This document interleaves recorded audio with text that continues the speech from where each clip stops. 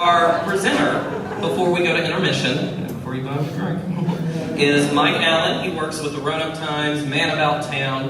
Let's make him welcome. His presentation is called How to Run a Successful Kickstarter Campaign. Mike Allen.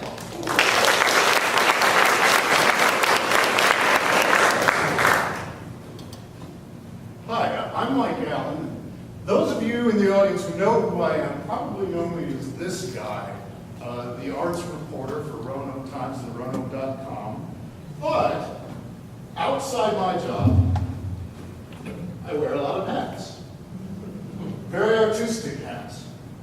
This hat I wear for theatrical productions and sci-fi conventions. Outside my day job, I am a writer, editor, and publisher of science fiction, fantasy, and horror. My most successful project is a series of offbeat short story anthologies called Clockwork Phoenix. I've made 3 of these books with help from my wife, Anita. Now, people in the sci-fi circuit keep asking me when I'm going to put together a Clockwork Phoenix 4, but I didn't have the money to do it myself. So finally, I decided to try Kickstarter. That's a website where you propose an artistic project, put the proposal in cyberspace, and see if people will support it. I had no idea if it would work, but it did. I set a goal of $5,000 in 30 days to fund my project and wound up raising more than $10,000. I'm still amazed. A lot of people are interested in trying Kickstarter, so I thought maybe I could share what I have learned. I don't claim to be an expert. This is all based on my personal observations and experience and advice given to me by others, so your mileage may vary. Don't fall prey to the false notion that all you have to do is put a Kickstarter project up and you'll get money just like magic. That won't happen. I had to work my ass off. There is no internet magic. It all depends on whether you can reach an audience big enough to support what you're trying to do. So you need to think, when you start, who is your audience going to be? Your best chance for success is if your audience is a sizable online community, like programmers, gamers, music lovers, or in my case, genre readers and writers. It's possible to use Kickstarter as a local fundraising tool, but it's difficult. And now you need to think about how you are going to get the word out. I use Twitter and Facebook and blog entries, and I nicely asked friends with bigger internet followings than I have to help me boost the signal. Now, when you fundraise with Kickstarter, you should offer to make things especially for the community that you are pitching to, whether it's ebooks or craft items like we did, songs, computer games, whatever's appropriate. It's great if the extra rewards all somehow tie into your project. And whatever the end result of your project is going to be, in my case, a finished book, you should offer that as a reward for your pledges at the lowest price you can afford. It'll encourage people to give you a hand if you make it easy for them to pre-order what you want to make. But let me repeat this, make sure that you can afford to give it at the price that you are offering. In other words, do the math. A lot of people just guess, and they guess wrong. It's very funny how this is working. And they guess wrong, and they end up not actually raising enough money. So do your best to work out all your costs in advance. And that includes the costs of the rewards that you're going to be giving to your backers. Make sure that once you've spent the money on these rewards, you're still going to have enough left to actually make your project.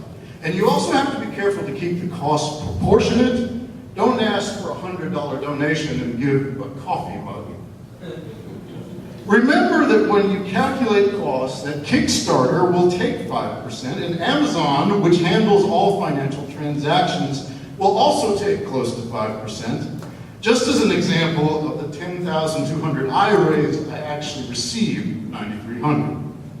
Also, don't be complacent about reaching your goal, because sometimes your backers' credit cards don't go through. So keep that in mind. Kickstarter gives you a lot of great dashboard tools. Use them, but prepare to have your brain consumed. I obsessed over this incremental incremental chart every single day. Every day I tried to do something new to promote my campaign, whether it was coming up with new Twitter posts, writing guest posts on other blogs, making videos about jewelry pins Anita made for prizes, and just thanking people whenever I could. I never stopped working. It was exhausting. Some of the things I tried didn't work. You see the 0 backers there? So I was always willing to try new things. I took suggestions from friends and colleagues and fans, and I ran with them. People wanted to help, and I let them, and it made a huge difference. We made our $5,000 goal pretty early on, and then things slowed down. So Anita and I and some friends brainstormed a whole new set of reward prizes. This, for example, is going to be a case for a Kindle carved out of an actual book. Now, creating new rewards brought in new donations. Now, most important, at every step, from the planning stage all the way through to the end, I asked people for advice, feedback, and assistance. It was invaluable to me, and it got a lot of people in my community invested in making this work. Now, I'm going to quickly show you a second example.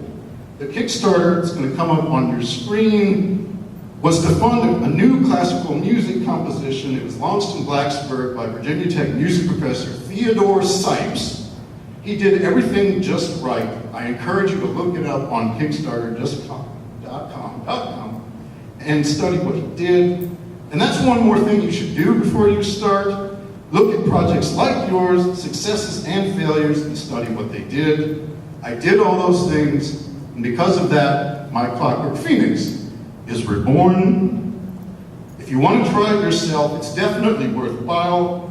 I hope these pointers will help. Thank you for listening.